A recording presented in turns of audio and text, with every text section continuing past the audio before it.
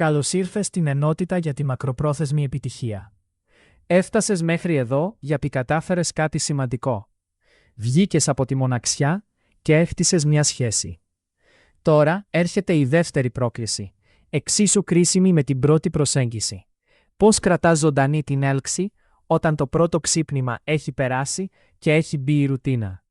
Σε αυτό το μάθημα θα δούμε ακριβώς πώς. Θα δούμε 3 πράγματα σήμερα. Πρώτον, 3 καθημερινές συνήθειες που κρατούν την έλξη ζωντανή χωρίς μεγάλη προσπάθεια. Δεύτερον, πώς να σχεδιάζεις τακτικά novelty dates για να ανανεώνεις τη χημεία της σχέσης. Και τρίτον, πώς μετατρέπεις την ίδια σου τη ρουτίνα σε ευκαιρία για ρομαντισμό και βαθύτερη σύνδεση, αντί να τη βλέπεις σαν εχθρό. Αν το πρόβλημά σου ήταν πάντα πώς να φλερτάρεις, έχεις καλά νέα. Το φλερτ δεν είναι κάτι που χρησιμοποιείς μόνο στην αρχή για να κερδίσεις κάποιον. Είναι εργαλείο συντήρησης. Η έλξη μετά τους πρώτους μήνες δεν χάνεται τυχαία. Χάνεται γιατί σταματάς να κάνεις όσα την τροφοδοτούσαν. Τα ζευγάρια που μένουν ερωτευμένα δεν σταμάτησαν ποτέ να φλερτάρουν. Απλά το έκαναν πιο έξυπνα. 3 συνήθειες φέρνουν τη διαφορά. Ένα καθημερινό μικρό φλερτ. Ένα υπονοούμενο ή ένα μήνυμα χωρίς πρακτικό λόγο. Ένα άγγιγμα χωρίς σκοπό, ένα κράτημα χεριού ή μια αγκαλιά που κρατάει λίγο παραπάνω, στοχεύοντας τη σύνδεση και όχι πάντα στο σεξ. Και μια ειλικρινής, συγκεκριμένη επιβεβαίωση. Δεν χρειάζεται μεγάλη παραγωγή, χρειάζεται συνέπεια στην επανάληψη. Σκέψου το λίγο. Ένα απλό «σε αγαπώ» είναι γενικό. Το ακούμε τόσο συχνά που χάνει τη δύναμή του. Αλλά κάτι συγκεκριμένο, όπως αυτό που μου αρέσει που γελάς έτσι όταν κάνεις πλάκα, δείχνει ότι πραγματικά βλέπεις τον άλλον. Αυτή η ειδικότητα είναι που κάνει την επιβεβαίωση να χτυπάει βαθύτερα. Ο εγκέφαλος αγαπάει τη νέα εμπειρία. Όταν κάνεις κάτι καινούριο με τον σύντροφό σου, απελευθερώνεται ντοπαμίνη, η ίδια χημική ουσία που ένιωθες στα πρώτα ραντεβού. Γι' αυτό, κάθε 2 εβδομάδες, κάντε κάτι που δεν έχετε ξανακάνει μαζί. Ας πούμε ένα μάθημα μαγειρικής. Δεν χρειάζεται να είναι ακριβό, αρκεί να είναι καινούριο και για τους 2, ώστε να νιώσετε ξανά σαν αρχάριοι. Η ρουτίνα δεν είναι ο εχθρός. Ο εχθρός είναι η αδιαφορία μέσα σε αυτήν. Μπορείς να έχεις σταθερό πρόγραμμα και ταυτόχρονα ρομαντισμό. Αν μετατρέψεις μια συνηθισμένη στιγμή, όπως τον πρωινό καφέ, σε τελετουργικό. Απόφυγε οι κουβέντες σας να είναι μόνο διαχειριστικές και βάλε μια ερώτηση χωρίς πρακτικό σκοπό, σαν το τι σε έκανε να χαμογελάσεις σήμερα. Ας συνοψίσουμε. Το φλερτ είναι εργαλείο συντήρησης, όχι μόνο κατάκτησης. 3 μικρές καθημερινές συνήθειες. Φλερτ, άγγιγμα, επιβεβαίωση χτίζουν τη σταθερή έλξη. Το λάθος των περισσότερων είναι να περιμένουν σπάνιες μεγάλες χειρονομίες αντί για μικρές συχνές. Το novelty date κάθε 2 εβδομάδες ξαναφέρνει τη χημεία των πρώτων ραντεβού. Και η ρουτίνα δεν είναι πρόβλημα. Η αδιαφορία μέσα σε αυτήν είναι. Ώρα για δράση. Πρώτα, θύμισε στον εαυτό σου ότι το φλερτ είναι συνεχής πρακτική. Όχι κάτι που τελειώνει όταν μπείτε σε σχέση. Σήμερα, κάνε ένα μικρό φλερτ χωρίς λόγο. Δώσε προτεραιότητα στη συχνότητα των μικρών χειρονομιών αντί να αποταμιεύεις για σπάνιες μεγάλες.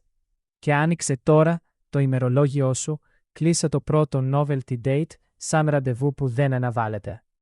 Καλώς όρισες σε αυτό το μάθημα, όπου θα δούμε τα 5 πιο συχνά λάθη που τροφοδοτούν τη μοναξιά. Αν έχεις αναρωτηθεί γιατί κάποιες προσπάθειές σου για σύνδεση δεν πιάνουν τόπο, μάλλον κρύβεται εδώ η απάντηση.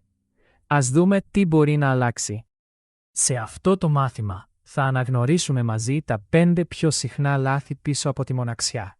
Θα σε βοηθήσω να εντοπίσεις ποια από αυτά επαναλαμβάνεις εσύ ο ίδιος στην καθημερινότητά σου και θα σου δώσω συγκεκριμένα βήματα δράσης για να χτίσεις πραγματική, ουσιαστική σύνδεση με τους άλλους.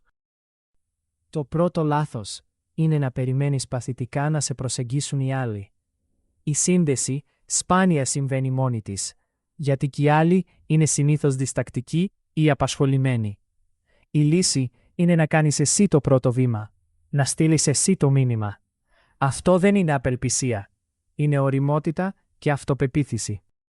Το δεύτερο λάθος είναι να εστιάζεις τους φόβους σου αντί στον άνθρωπο απέναντί σου. Αυτή η εσωστρέφεια σε κάνει να φαίνεσαι αποστασιοποιημένος. Η λύση είναι απλή. Στρέψε την προσοχή έξω, άκου ενεργά, ρώτα γνήσια. Η σύνδεση γεννιέται από την προσοχή που δίνεις, όχι από εκείνη που ζητάς. Το τρίτο λάθος είναι να σε παραλύει ο φόβος της απόρριψης. Η άμυνα σε προστατεύει προσωρινά, αλλά σε καταδικάζει σε μοναξιά μακροπρόθεσμα. Θυμήσου, μια απόρριψη δεν κρίνει την αξία σου. Εκτέθηκε σκόπιμα σε μικρά, ελεγχόμενα ρίσκα, γιατί η αντοχή σε αυτό χτίζεται μόνο με εξάσκηση. Το τέταρτο λάθος είναι να παραμελείς τις σχέσεις που ήδη έχεις, περιμένοντας τον τέλειο φίλο ή σύντροφο. Οι δυνατές σχέσεις όμως χτίζονται σταδιακά, με συνεπείς μικρές πράξεις φροντίδας. Επένδυσε σε ό,τι υπάρχει ήδη γύρω σου, γιατί η συνέπεια είναι αυτή που μετατρέπει έναν απλό γνωστό σε πραγματικό φίλο.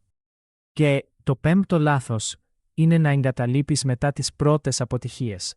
Η διαδικασία έχει φυσιολογικά σκαμπανεβάσματα και οι αποτυχίες είναι μέρος της μάθησης, όχι απόδειξη ότι δεν τα καταφέρνεις.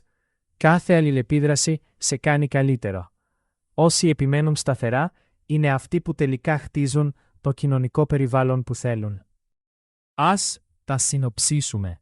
Περιμένεις παθητικά τους άλλους, εστιάζεις τους φόβους σου, σε παραλύει η απόρριψη, παραμελείς τις υπάρχουσες σχέσεις σου και εγκαταλείπεις μετά τις πρώτες αποτυχίες. Αν αναγνωρίζεις κάποιο από αυτά στον εαυτό σου, μην ανησυχείς. Το επόμενο βήμα είναι να μετατρέψουμε αυτή τη γνώση σε συγκεκριμένη δράση. Ώρα για δράση.